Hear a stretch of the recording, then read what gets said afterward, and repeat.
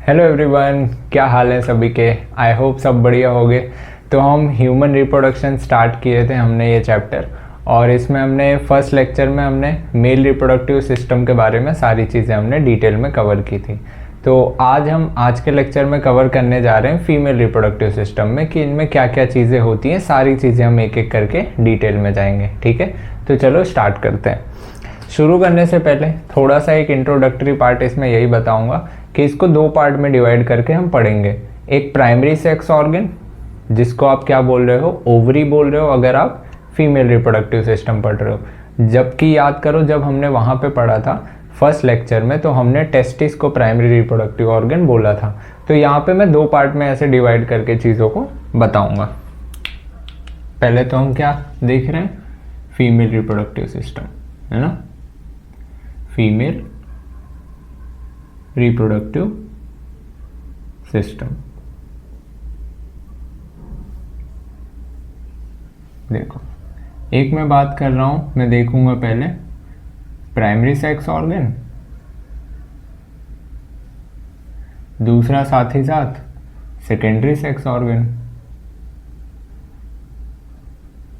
कि क्या क्या हम इनमें पढ़ेंगे। प्राइमरी सेक्स ऑर्गन में मतलब क्या है, प्राइमरी मेन जो सबसे इंपॉर्टेंट है। ओवरी के बिना ओवा नहीं आएगा और बिना ओवा के फर्टिलाइजेशन और बाकी का प्रोसेस नहीं होगा। तो इसका मतलब है प्राइमरी सेक्स ऑर्गन में तो ओवरीज आए और बाकी के जितने भी हैं वो सब क्या हैं, सेकेंडरी सेक्स ऑर्गन, या कह लो जो उनकी सहायता करेंगे या हेल्प करेंगे उन सब में, ठीक है। तो इसमें हम क्या पढ़ेंगे, ओवरी। और ओवरी सिर्फ ओवा ही नहीं रिलीज करेगी, ओवम तो ये रिलीज करेगी, साथ ही साथ ये हॉर्मोन्स भी रिलीज करेगी, जैसे कि ईस्ट्रोजन। ये सब हम आगे पढ़ेंगे भी इसके बारे में, ठीक है। सेकेंडरी सेक्स ऑर्गन की मैं बात करूं, इनमें क्या क्या आ सकते हैं। कुछ डक्ट्स आएंगी, एसेसरी डक्ट्स, जिनको मैं क्या बोल रहा हूं, जैसे कि आप ले लो इनका फेलोपियन ट्यूब, जिसको आप ओविडक्ट बोल रहे हो, ओविडक्ट, जिसको फेलोपियन ट्यूब भी बोलते हैं, फेलोपियन ट्यूब। दूसरा यूट्रस हो गया, अभी हम डायग्राम देख के समझ लेंगे कैसे है, ठीक है। यूट्रस हो गया। तीसरी में बात करूं, वेजाइना हो गया, है ना। एसेसरी डक्ट, अब कुछ होती हैं ग्लैंड्स भी होती हैं, जिनको मैं एसेसरी ग्लैंड्स कह रहा हूं, एसेसरी ग्लैंड्स। वैसे एनसीईआरटी ने डायरेक्टली नाम नहीं लिखा है, बट हाँ, मेल रिप्रोडक्टिव सिस्टम में जैसे हमने पढ़ा था बल्बो यूरेथ्रल ग्लैंड लुब्रिकेशन का काम करती थी, म्यूकस सिक्रीट करती थी, है ना। प्रोस्टेट ग्लैंड भी पढ़ा था, वो भी कुछ ना कुछ सिक्रीट कर रही थी। तो उसी तरह से यहाँ पर भी कुछ स्ट्रक्चर होते हैं जो सिक्रीशन कर रहे हैं। मान लो इसमें मैं कोई ग्लैंड जो भी बता रहा हूँ म्यूकस का सिक्रीशन कर रही है, जो लुब्रिकेशन करेंगी वेजाइना का। तो इसलिए यहाँ पे रोल खाली मैं बता रहा हूँ। एक होती है para urethral gland, urethral gland, इनका नाम ही बता रहा है किनारे किनारे होंगी, किसके, यूरेथ्रा के किनारे किनारे, मतलब चारों तरफ से उसको एक तरीके से कवर कर रही होंगी। उसको मैं क्या बोल रहा हूँ, पैरा यूरेथ्रल ग्लैंड। दूसरी एक होती है बल्बो यूरेथ्रल ग्लैंड की तरह सेम टू सेम ग्लैंड होती है, जिसको आप बोलते हो बार्थोलिन ग्लैंड, फीमेल्स में बार्थोलिन ग्लैंड। मेल्स में तो यही बार्थोलिन ग्लैंड्स की जगह सेम स्ट्रक्चर क्या प्रेजेंट होता था, बल्बो यूरेथ्रल ग्लैंड, जिसको आप क्या बोलते थे, काउपर्स ग्लैंड बोलते थे, ठीक है। ये हम देखेंगे। और लास्ट टू लास्ट हम एक्सटर्नल जेनिटेलिया देखेंगे, ठीक है। वो होता है वल्वा। वल्वा भी काफ़ी चीज़ों से मिलकर एक कंबाइंड स्ट्रक्चर बना रहा है, उसको आप वल्वा बोल रहे हो। हम जब पहुंचेंगे यहाँ पे ये टॉपिक डिस्कस करेंगे तो हम इसके बारे में भी देखेंगे। देखो मेल रिप्रोडक्टिव सिस्टम होता क्या है, मतलब फीमेल रिप्रोडक्टिव सिस्टम कैसा होता है। ये ऐसे होता है, ठीक। यहाँ पे ऐसे फिंगर लाइक प्रोजेक्शंस होते हैं, जिसको आप क्या बोलते हो, फिम्बरी, है ना। और ये ऐसे ही आगे जाके एक्सटेंड करके खुलता है किसमें, वेजाइना में, ठीक है। यहाँ पे होती है क्या, यूट्रस की दीवार, यूट्रस की दीवार ऐसे ऐसे यहाँ पर, ठीक। ये यूट्रस की दीवार होती है और ये होती है भाई साहब ओवरी। तो इसको आप बोल रहे हो ओवरी, ये है यूट्रस, ये पूरा रीजन, ये क्या है, वेजाइना, और यहाँ इस रीजन को आप बोलते हो सर्विक्स। ये अभी आगे हम देखेंगे भी कि सर्विक्स और वेजाइना ये मिलकर बर्थ कैनाल बनाते हैं, बर्थ कैनाल बनाते हैं, ठीक है। ये हम आगे देखेंगे भी, बर्थ कैनाल बनाते हैं कौन, सर्विक्स और वेजाइना मिलकर। ये क्या है, ओविडक्ट कह लो या फेलोपियन ट्यूब कह लो, ओविडक्ट कह लेता हूँ, है ना, ओविडक्ट कह लो या फेलोपियन ट्यूब इन्हें आप कह लो। ये होता है प्रॉपर क्या, फीमेल रिप्रोडक्टिव सिस्टम का स्ट्रक्चर। बाकी हम एक एक करके चलेंगे डिटेल में, बस अभी नॉर्मल सी कुछ हम बातें कर रहे थे, ठीक है। पहले आओ चलते हैं स्टार्टिंग से, यहाँ से ही हम शुरू करते हैं, ठीक है। ये आप नोट डाउन कर लो तो थोड़ा आगे बढ़ता हूँ। चलें आगे, आ जाओ।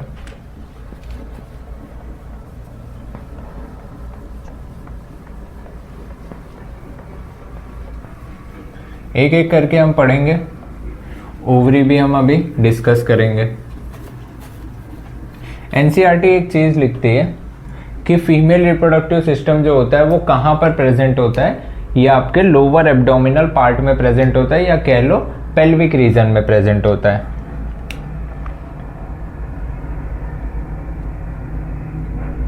Present in pelvic region. यहाँ पर कुछ चीज़ बताना चाहता हूँ, ध्यान से देखना। ऐसे ही समझ लो मैंने स्ट्रक्चर बना दिया,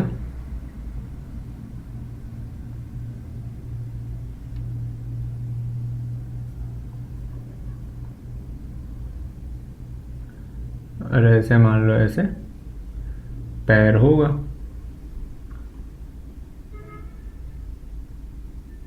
और हमें पता है ये बॉडी का ये ऊपर वाला ये इतना पार्ट, ऊपर तो थोरैक्स होता था, नीचे क्या होता है, एब्डोमेन होता है। अब यही एब्डोमेन में ही ये जो नीचे वाला रीजन होता है, इसको आप क्या बोलते हो, पेल्विक रीजन बोलते हो, पेल्विक रीजन, पेल्विक रीजन बोलते हो। यही पेल्विक रीजन पे क्या प्रेजेंट होती है, ऐसे लगता है ये फेलोपियन ट्यूब, और ये पूरा रिप्रोडक्टिव स्ट्रक्चर ऐसे प्रेजेंट होता है, ठीक है। और यहीं पर इनके नीचे याद करो, फिम्ब्रेई के पास ही ऐसे क्या प्रेजेंट होती थी, ओवरी, ओवरी प्रेजेंट होती थी, ठीक। और ये ओवरी एक तरफ इस दीवार से जुड़ी हुई होती थी और एक तरफ इससे जुड़ी हुई होती थी, क्या बोलते हैं इसको, ये कनेक्ट होती है किससे, कनेक्टेड टू पेल्विक वॉल, और इधर से कहाँ जुड़ी थी, कनेक्टेड टू यूटेराइन वॉल, ठीक है। और ये हम जानते हैं कि बॉडी की इनर लाइन की कैविटी में जो इनर लाइनिंग होती है उसको आप क्या बोलते हो, पेरिटोनियम। अगर आप ये एब्डोमेन वाली कैविटी की बात कर रहे हो पूरी,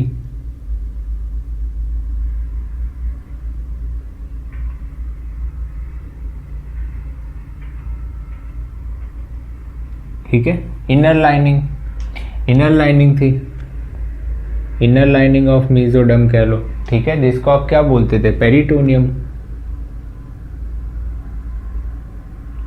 अब देखो ये जो अंदर साइड की मेम्ब्रेन होती है, यही क्या करती है, सारे ऑर्गन्स को, ऐसे समझ लो कि मेरी बॉडी खोखली पड़ी है, ठीक है, और मैं क्या कर रहा हूँ, एक एक ऑर्गन बॉडी के अंदर डाल रहा हूँ।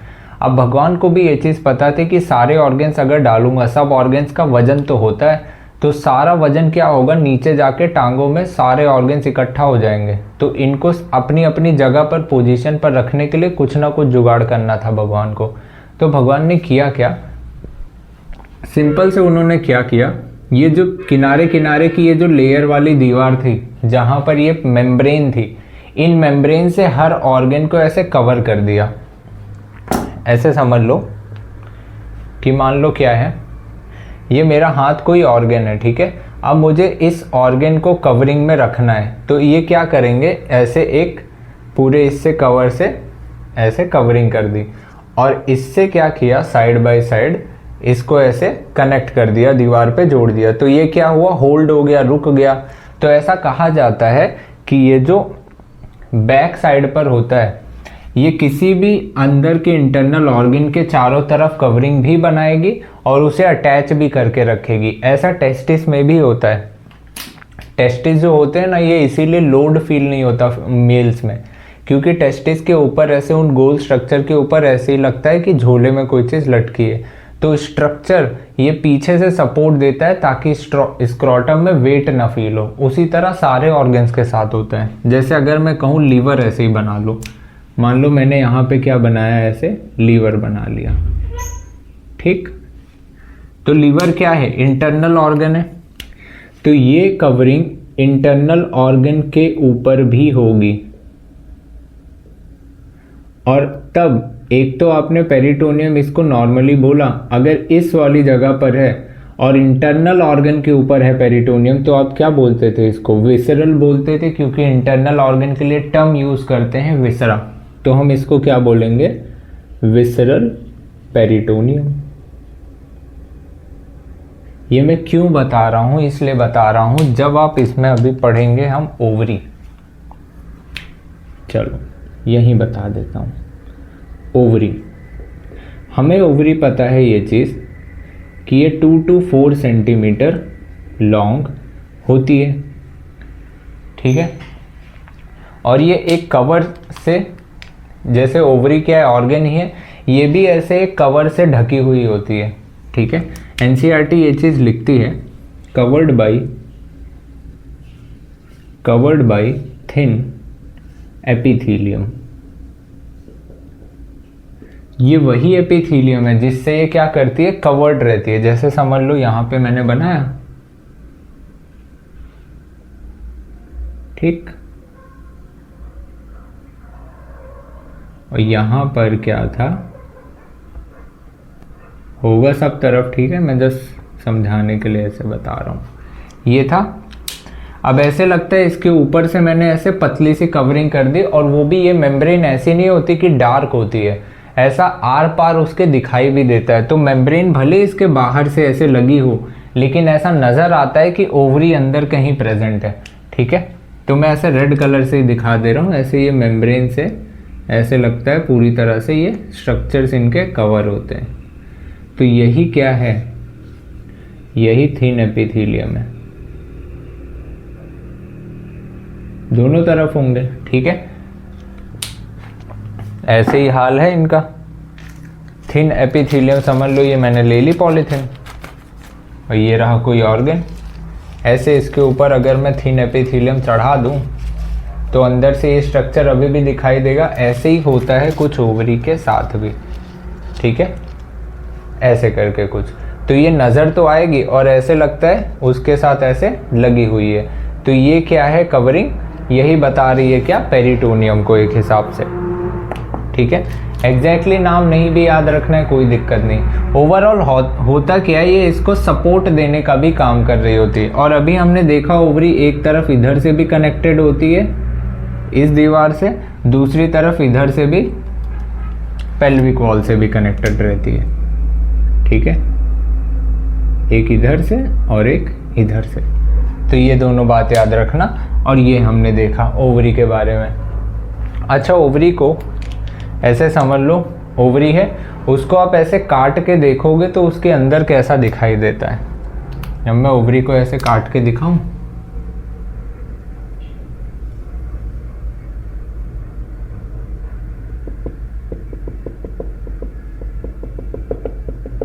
कुछ रीजन ऐसे बाहर बाहर से दिखाई देगा। ऐसे समझ लो, तरबूज काट के देख लो, उसके अंदर ऐसे ऐसे कुछ दिखाई देगा। बाहरी स्ट्रक्चर को तो मैं क्या बोल रहा हूँ, जो रेड रेड नहीं है, उस बाहरी स्ट्रक्चर को मैं क्या बोल रहा हूँ, कॉर्टेक्स। तरबूज में भी होता है ना बाहरी स्ट्रक्चर, किनारे किनारे का रेड नहीं होता है, अंदर अच्छा खासा ऐसे गूदा भरा होता है, हम बढ़िया खा लेते हैं। तो इस अंदर वाले रीजन को मैं क्या बोल रहा हूँ, कॉर्टेक्स, अरे मेडुला।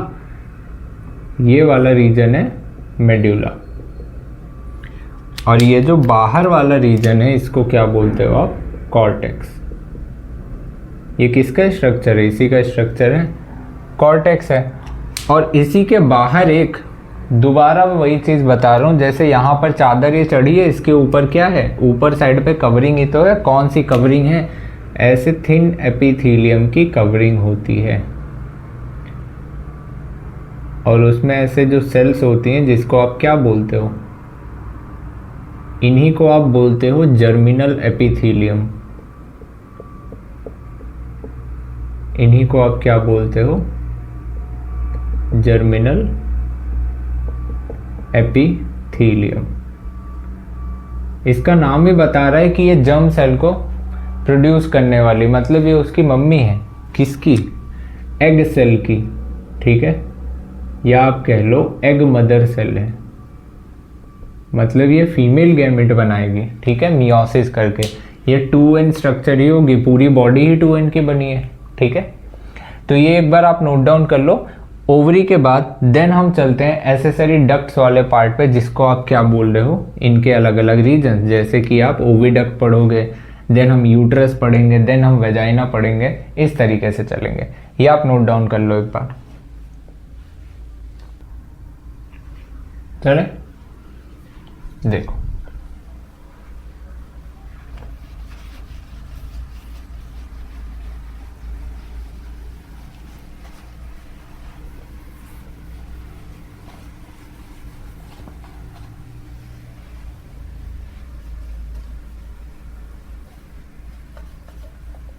अगला पार्ट हम क्या देख रहे हैं, ओविडक्ट, या जिसको आप क्या बोलते हो, फेलोपियन ट्यूब।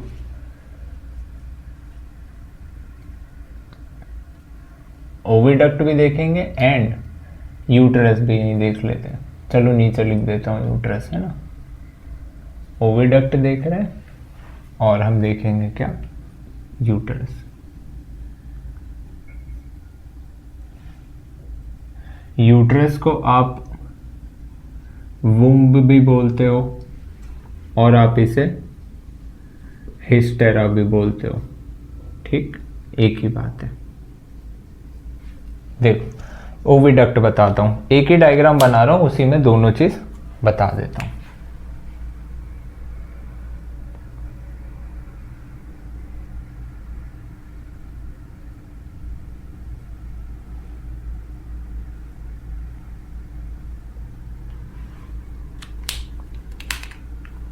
यहाँ पे ऐसे मैंने बनाया और यहाँ पे ऐसे फिंगर लाइक प्रोजेक्शंस बना दिए, जिसको आप क्या बोलते हो, फिम्ब्रेई।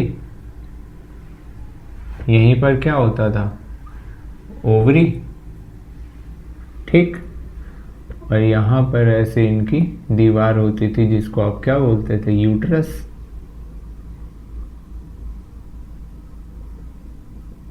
और जहाँ ये यूट्रस की दीवार खत्म हो, उसके नीचे वाले रीजन को क्या बोलते थे, सर्विक्स। तो ऐसा लगता है इसके नीचे का रीजन सर्विक्स, देन वेजाइना आ जाता होगा। तो कुछ ऐसे था स्ट्रक्चर। मैं बताना क्या चाह रहा था यहाँ पे, यहाँ बताना चाह रहा था, ये चादर अभी भी लपेटी है, ठीक है। मैं ज़रा सा यहाँ शो कर दूँ कि उसकी बाहर की एपिथेलियम यहाँ तक ऐसे आ रही है।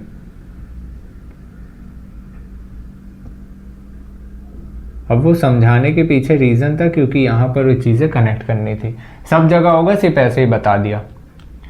अब देखो यहाँ पे मैं बता रहा हूँ ओविडक्ट को। ओविडक्ट के कुछ 3 ऐसे पार्ट होते हैं। एक पार्ट ये, दूसरा पार्ट ये फूला हुआ स्ट्रक्चर, तीसरा पार्ट ये, पहला, दूसरा और ये तीसरा। ओविडक्ट की अगर मैं बात करूँ तो ये 10 से 12 सेंटीमीटर की लॉन्ग ट्यूब होती है, ठीक है, जिसको आप फेलोपियन ट्यूब भी बोल रहे हो, यहाँ पे आप लिख लो फेलोपियन ट्यूब।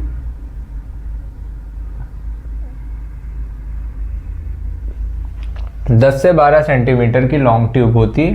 कहाँ से कहाँ तक एक्सटेंड कर रही है? Extend from ovary to uterus, है ना, extends from ovary to uterus.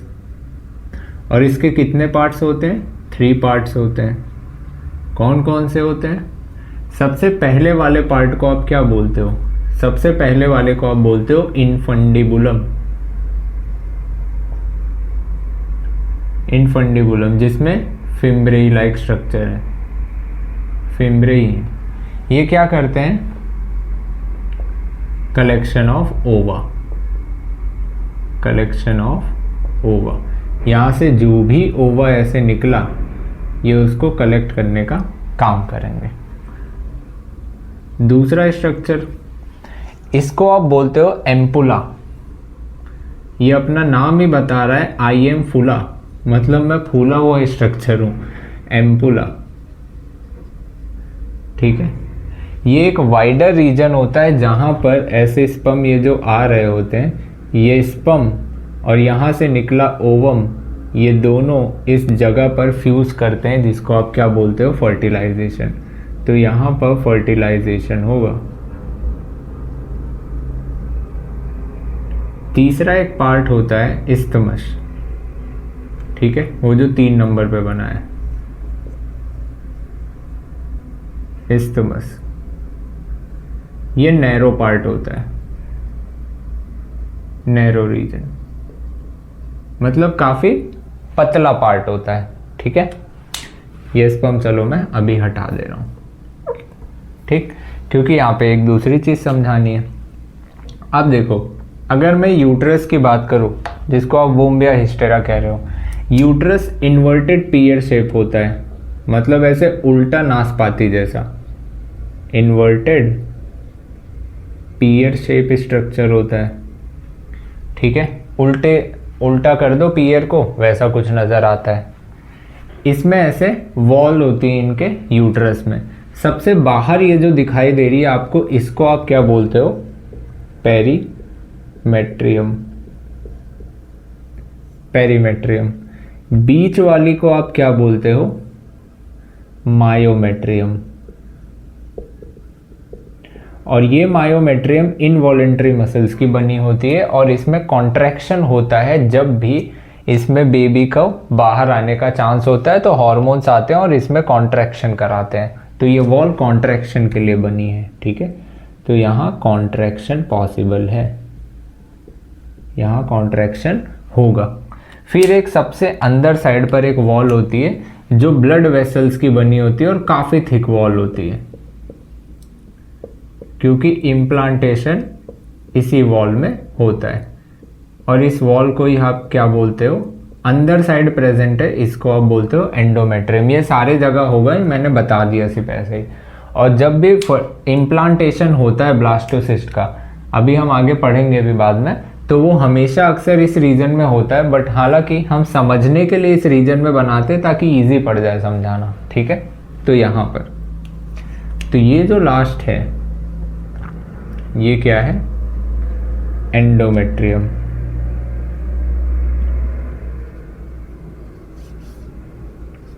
तो ये क्या है? हाईली वैस्कुलर लेयर है। वैस्कुलर मतलब जिसमें ब्लड सप्लाई बहुत ज़्यादा हो, हाईली वैस्कुलर लेयर है जिसमें ब्लड वेसल्स काफ़ी ज़्यादा होंगी। क्यों? रीज़न है क्योंकि ऑक्सीजन सप्लाई अच्छी खासी होनी चाहिए। यहाँ पे अभी हुआ नहीं है फर्टिलाइजेशन, ऐसे समझ लो हो चुका है फर्टिलाइजेशन, यहाँ सब तैयारी हो रही है। ठीक है, तो ये करता क्या है? अपनी थिकनिंग बढ़ाता रहता है, धीरे धीरे इसमें ब्लड वेसल्स की मात्रा बढ़ती है ताकि ऑक्सीजन फटाफट आए, अच्छा खासा न्यूट्रिएंट भी मिल जाए ब्लड से, मदर के पेट से बेबी को मिल जाए, है ना, ये सारी चीज़ें। बट अगर यही फर्टिलाइजेशन नहीं हुआ तो यही दीवार क्या होती है? शेड ऑफ होकर टूट कर नीचे चली आती है, जिसको आप क्या बोलते हो? मेंस्ट्रुअल फ्लो बोलते हो। ठीक है, मेंस्ट्रुएशन जिसको बोलते हो, यही हम क्या बोलते हैं? इसको पीरियड्स बोलते हैं, क्योंकि हर बार बॉडी क्या करती है, प्रिपेयर करती है खुद को। तो इस वॉल को आप ये कह सकते हो कि ये पीरियडिक चेंज दर्शाती है, पीरियडिक चेंजेस अकर। ठीक है, इस वॉल में पीरियडिक चेंज भी नज़र आता है।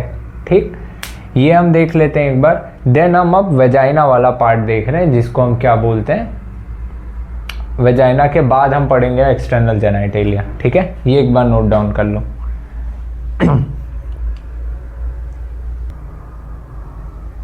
चलिए, हो गया होगा। वेजाइना अब हम देख रहे हैं ना।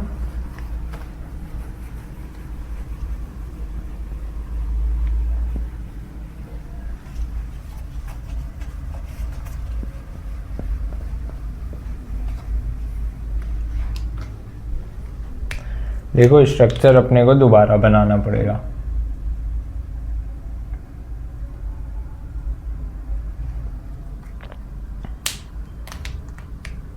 वेजाइना क्या है, ये 10 सेंटीमीटर लॉन्ग ट्यूब है, जो कि क्या है, एक फीमेल कॉपुलेटरी ऑर्गन है। जैसे मेल में मेल कॉपुलेटरी ऑर्गन क्या होता था, पेनिस होता था, वैसे यहाँ पे क्या है, फीमेल कॉपुलेटरी ऑर्गन वेजाइना है। ठीक है, देखना ध्यान से।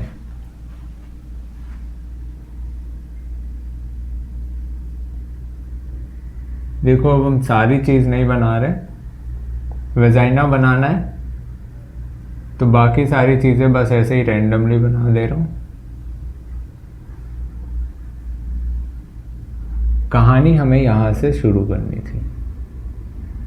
ये मुझे पता था, यूट्रस की दीवार ऐसे कुछ ख़त्म होगी, यहीं के बाद से ऐसे कहानी शुरू होगी, या जिसको आप ऐसे फोल्ड कर देते हो।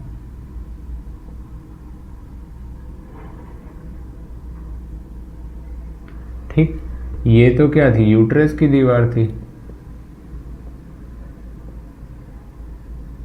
ये कुछ रीजन होता था और फिर यहीं से ऐसे लगता है एराइज होती थी क्या, वेजाइना। ठीक है, और ऐसे लगता था ये जो रीजन आपको दिखाई दे रहा है ये क्या है, सर्विक्स। देखो, वैसे यूट्रस के 2-3 पार्ट होते हैं। एक ऊपर वाले रीजन को आप बोलते हो फंडस, इस वाले रीजन को आप बोलते हो बॉडी, और इस वाले रीजन को आप बोलते हो सर्विक्स। तो ये सर्विक्स और ये क्या है, वेजाइना, वेजाइना। और ये वेजाइना में ये बात ध्यान रखना, कोई भी लॉन्ग ट्यूब्यूल, कोई भी लॉन्ग ट्यूब या फिर कोई भी ऑर्गन जिसमें ऐसे ट्यूब लाइक स्ट्रक्चर हो, उन सभी में ऐसे म्यूकस मेम्ब्रेन पाई जाती है जो म्यूकस सिक्रीट करती है।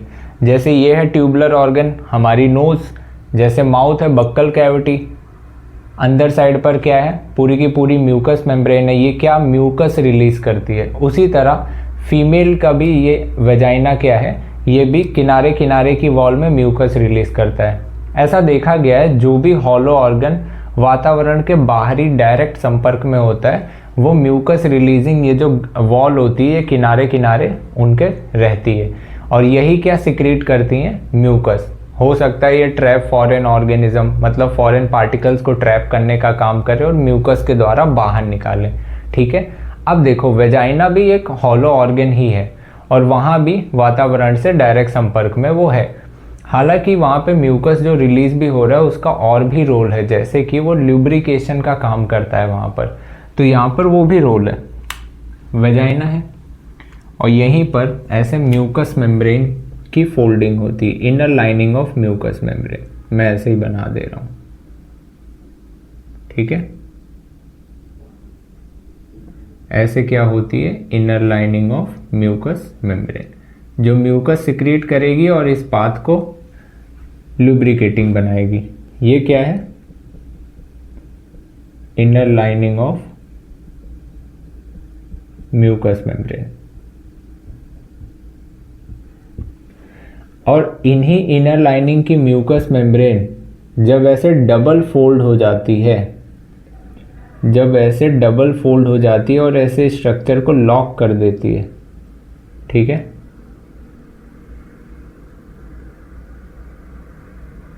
तो इसी को, इस लॉक की गई वेजाइना को ये कब होता है? जब फीमेल रिप्रोडक्टिव अपने एज में होती है, जैसे 13 साल से 50-55 साल की एज के बीच में ही उसको हम क्या बोलते हैं? Reproductive age. हालांकि ये स्टार्टिंग में ही बन जाती है जब फीमेल रिप्रोडक्शन के कैपेबल होती है, तब ये बनती है, जिसको आप नाम देते हो हाइमेन, ठीक है। तो हाइमेन कुछ नहीं है, double fold of mucus membrane ही है। हाइमेन क्या है? Double fold of mucus membrane ही है। चाहो तो हम यहाँ पे लिख सकते हैं वही बात। हाइमेन क्या है? Double fold of mucus membrane, जो इसको टेम्परेरी क्या करती है? ब्लॉक करने का काम करती है। अब देखो, जब पहली बार कॉइटस होगा, जब पहली बार पेनिस यहाँ पे इंसर्ट करेगा, तो होगा क्या? ये हाइमेन क्या करती है? रप्चर कर जाती है, ठीक, रप्चर कर जाती है, देन पेनिस इंसर्ट होगा।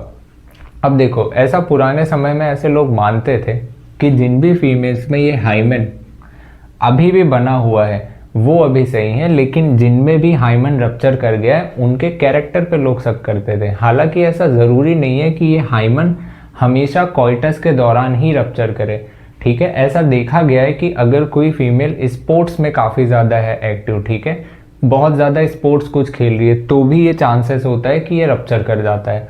हो सकता है साइकिलिंग वो ज़्यादा करती हो तो भी चांसेस है कि हाइमेन रप्चर कर जाए। हो सकता है वो गिर गई हो, सडन फॉल, ठीक है, अचानक से गिर गई हो, बॉडी पे जर्क लगाओ, तो भी चांसेस क्या होते हैं? ये रप्चर कर सकता है। तो बहुत सारे फैक्टर्स होते हैं, ठीक है। तो यहाँ पे कोई एक क्राइटेरिया लेके आप नहीं बोल सकते हो कि हाइमेन उसी वजह से रप्चर हुआ है। तो यहाँ पे हम लिख सकते हैं हाइमेन के बारे में कि क्या होता है hymen. It is a double fold of mucus membrane, इसी का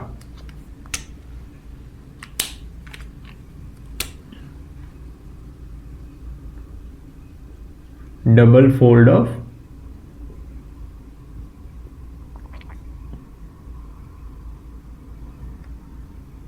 म्यूकस मेम्ब्रेन, ठीक है। इट रप्चर्स ड्यूरिंग इंसर्शन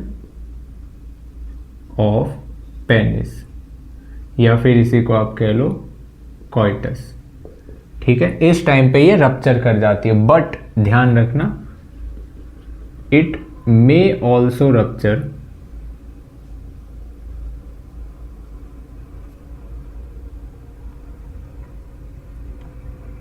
ये और किस रीज़न से रप्चर कर सकती है? हो सकता है आप स्पोर्ट्स में एक्टिव हो काफ़ी ज़्यादा, स्पोर्ट्स खेलने की वजह से भी, साइकिलिंग आप बहुत कर रहे हो,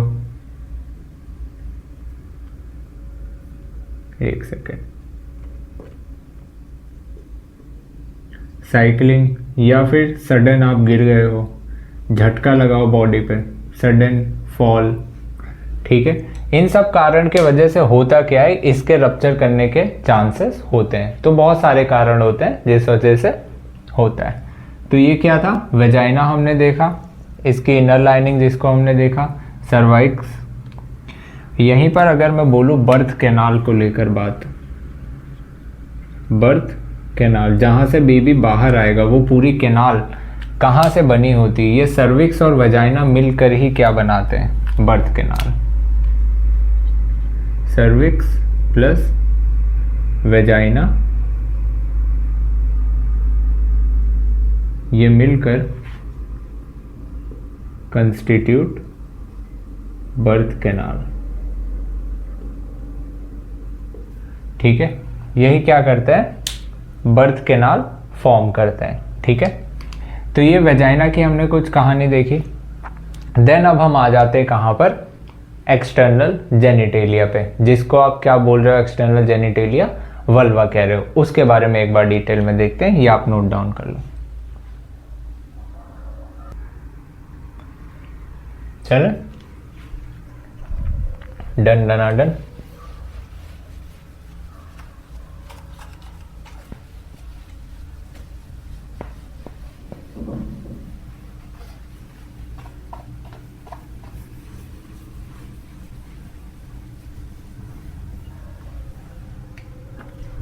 हम क्या देख रहे हैं, एक्सटर्नल जेनिटेलिया।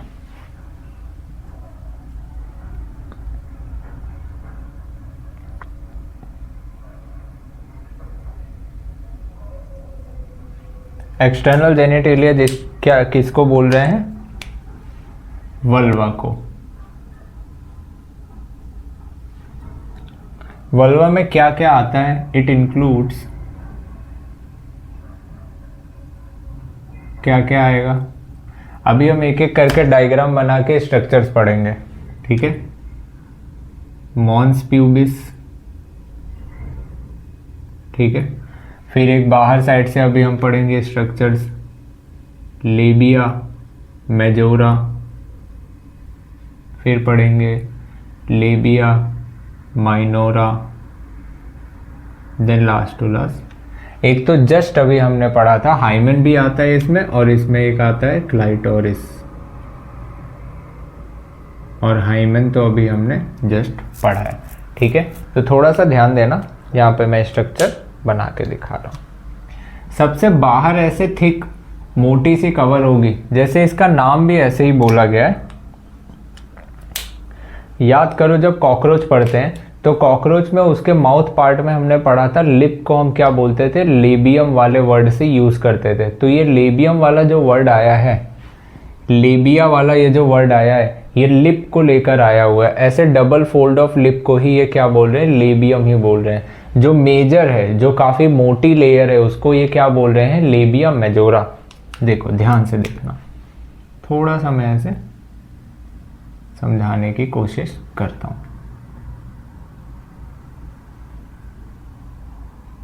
ठीक। ये हम बना रहे हैं वल्वा।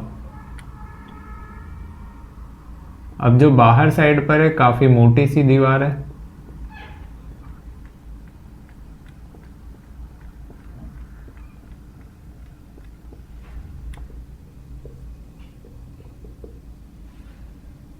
उसको क्या बोल रहे हैं, लेबिया मेजोरा, ठीक है। अब देखो जितनी थिकनिंग हो पा रही है मैं बना दे रहा हूँ, बाकी आप लोग अच्छे से बना लेना। ये क्या है, लेबिया मेजोरा। अभी हम एक एक करके नाम लिख लेंगे, ठीक है। छोड़ो, पहले बना ही लेते हैं। फिर ऐसे अंदर साइड पर भी क्या होता है, डबल फोल्ड होती है। वो भी कैसे होती है, स्किन की ही होती है फोल्डिंग, जिसको आप क्या बोलते हो, लेबिया माइनोरा बोलते हो। उसको मैं थोड़े दूसरे ऐसे फ्लैशी फोल्ड टाइप का बना रहा हूं,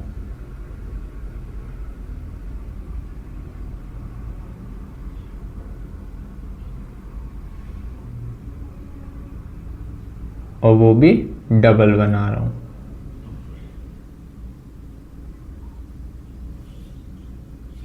ऐसे डबल लेयर होती है।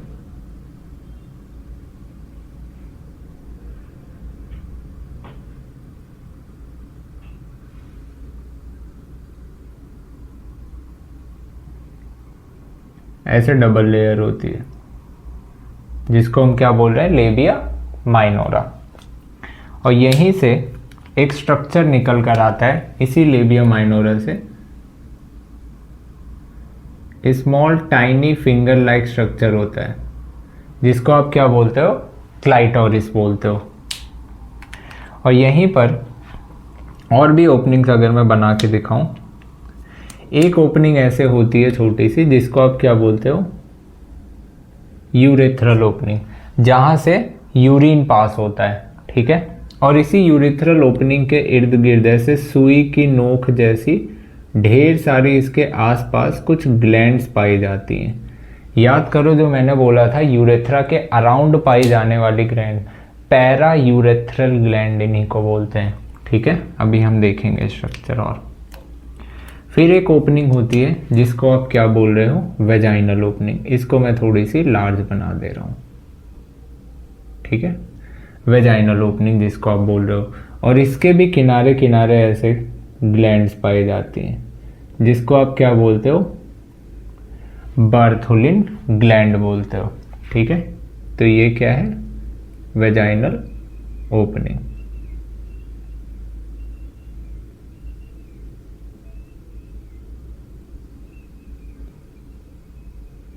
ठीक है, वेजाइनल ओपनिंग। और बाकी का ये जो रीजन है, ऐसे समझ लो ऐसे पूरा पर्दा था और इस पर्दे के ऊपर ऐसे ये होल ऐसे मैंने कर दिए हैं, ठीक है, ऐसे समझ लो। ये पीछे साइड पे ऐसे धारी धारी सी है, ये पूरा स्ट्रक्चर ऐसे लगता है ना, ऐसे एक चादर था समझ लो। अब इस चादर में मैंने एक छोटी सी होल इधर कर दी और एक ये बड़ी सी होल कर दी। तो ये जो किनारे किनारे का ये पूरा ये चादर का एरिया दिख रहा है, इसको वेस्टिब्यूल बोलते हो। ये ऐसे पीछे से पूरा एरिया ऐसे कवर करता है, ठीक है।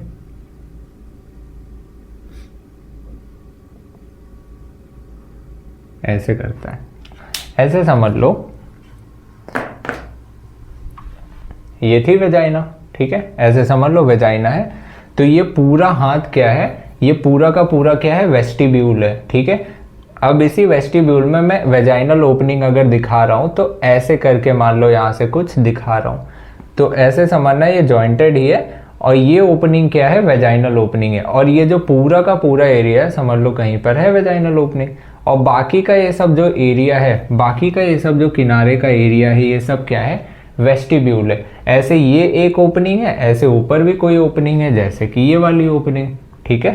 तो ये रीजन समझ जाओगे कौन सा होता है। उसी तरह इसके पीछे जस्ट बैक साइड पर एनस वाला भी तो रीजन होता है, ये वाला। तो एक बार हम लेबलिंग कर लें क्या क्या है। सबसे बाहर क्या है, लेबिया मेजोरा, फिर ये है लेबिया माइनोरा। ये कैसा है, double fleshy folds, double fleshy folds है, ठीक है। और ये वाला जो एरिया है, ये सब जो एरिया आपको नजर आ रहा है अंदर का, इसको आप क्या बोल रहे हो, वेस्टिब्यूल, ठीक है। और ये जो आपको दिखाई दे रहा है, urethral opening,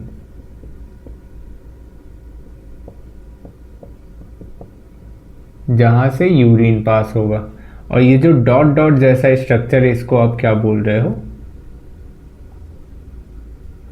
para urethral gland. और ये ग्लैंड म्यूकस सिक्रीट करती है, ठीक है। और भी फंक्शन होते हैं कुछ, बट नहीं याद रखना है हमें, ये ध्यान रखना है म्यूकस सिक्रीट करती है। बल ये हो गई यूरेथ्रल ओपनिंग वाली। ये जो आपको दिखाई दे रही ये साइड में ग्लैंड, इसको आप बोलते हो बार्थोलिन ग्लैंड। ये भी समझ लो ये क्या है, ये भी म्यूकस सिक्रीट करती है। ये क्या करती है, लुब्रिकेशन का काम करती है इसके अराउंड, ठीक है। ओवरऑल तो पूरे वेजाइना को कर रही है। और ये क्या है, लार्ज सेंट्रल एरिया सा, ये है वेजाइना, ठीक, ये वेजाइना है। और ये लास्ट वाला area anal opening, anal opening. और ये ब्लैक कलर का स्ट्रक्चर, ये क्या है, इसको ही आप क्या बोलते हो, क्लाइटोरिस।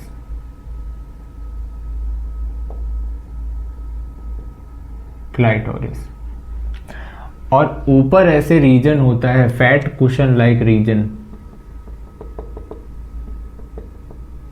जिसको आप क्या बोल रहे हो, मॉन्स प्यूबिस बोलते हो। हेयर भी प्रेजेंट होते हैं, है ना, जिसको आप क्या बोल रहे हो, मॉन्स प्यूबिस।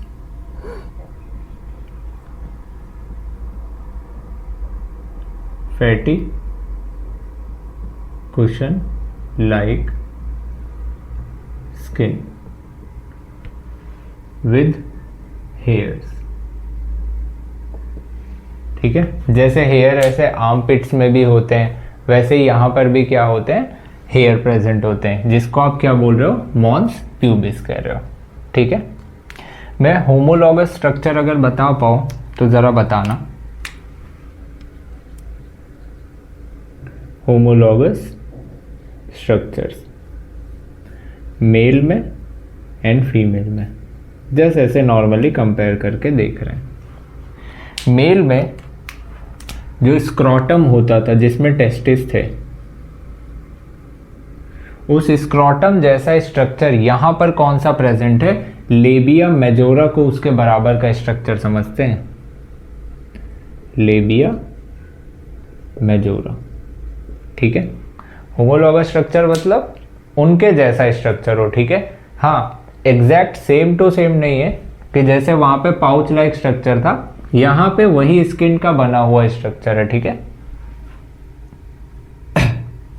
यहां पे वही स्किन का बना हुआ स्ट्रक्चर है, जिसको क्या बोल रहे हैं, लेबिया मेजोरा बोल रहे हैं। ठीक, और ये क्या है, स्क्रॉटम, इसको हम बोल रहे हैं। दूसरी अगर मैं बात करूं, यहां पर हम क्या बोलते थे, ग्लैंस पेनिस को, ग्लैंस पेनिस जो कि हमारे लिए यहाँ पे किसके इक्वल होगा, क्लाइटोरिस के।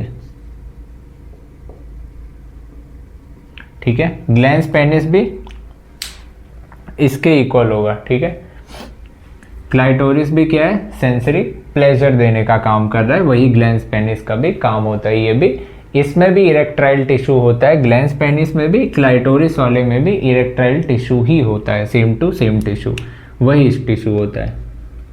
जैसे यहां पर आप पढ़े थे प्रोस्टेट ग्लैंड, याद है, ऐसा लगता था यूरेथ्रा के इर्द गिर्द ऐसे सिंगल ग्लैंड प्रेजेंट थी, जिसको आप प्रोस्टेट ग्लैंड बोलते थे। उसी तरह यहां पर भी यूरेथ्रा के किनारे किनारे कौन सी ग्लैंड प्रेजेंट है, जिसको आप क्या बोल रहे हो, para urethral gland, para urethral gland. यहां पर जैसे आपको बल्बो यूरेथ्रल ग्लैंड दिखी थी,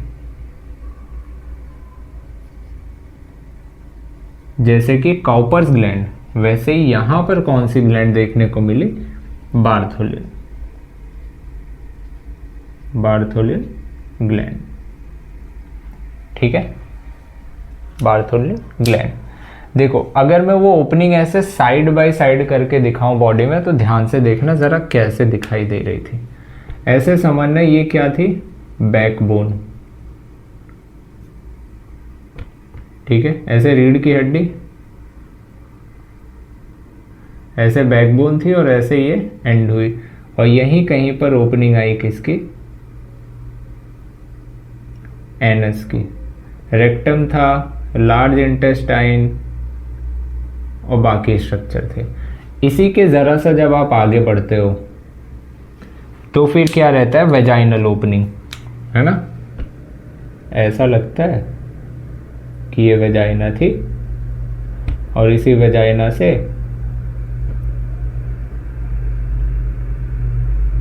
ऐसे ये बाकी के स्ट्रक्चर भी बने रहे होंगे। ठीक है, अब पूरा यूट्रस नहीं बना रहा हूं, बस समझ आ जाए इसलिए। और यहीं से आगे साइड पे एक और छोटी सी ओपनिंग थी, जो कहाँ खुलती थी, इस यूरिनरी ब्लैडर में, और ये ऐसे स्टमक बंद हो जाए, ऐसे समझो। तो ये ओपनिंग क्या थी, एनल ओपनिंग, और ये ओपनिंग कौन सी थी, ये तो वेजाइनल ओपनिंग थी।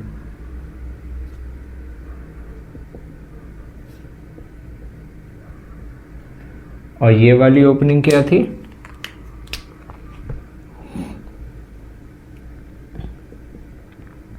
Urethral opening. तो यहां से मुझे बात क्या समझ आई, कि यूरेथ्रल ओपनिंग और वेजाइनल ओपनिंग यहाँ पर सेपरेट होती है, ठीक है। तो यहाँ पर आप क्या बोलोगे, both openings are separate. But यहीं मेल्स की अगर बात करो तो मेल में यूरेथ्रा की ओपनिंग और उसमें गैमीट को लाने की ओपनिंग दोनों कॉमन ही होती थी, इसलिए हम उसको क्या बोलते थे, यूरिनोजेनाइटल डक्ट बोलते थे। यहाँ पे इनके जेनाइटल वाले पार्ट की जो ओपनिंग है ये अलग होती है और यूरेथ्रा की ओपनिंग अलग होती है, तो इनकी सेपरेट ओपनिंग होती है, ठीक है। तो ये ध्यान रहेगा इनके केस में। ये यहाँ तक आप कंप्लीट कर लो, फिर हम मेमोरी ग्लैंड इसमें बाकी बचा हुआ पार्ट कवर करेंगे, उसके आगे का फिर बाकी पार्ट हम कवर करेंगे, ठीक है। तो यहाँ तक आप रिवाइज कर लो, एक बार एनसीईआरटी रीड कर लेना अच्छे से, देन ये सारी चीज़ कवर हो जाएंगी। मिलते हैं नेक्स्ट लेक्चर में। Thank you so much.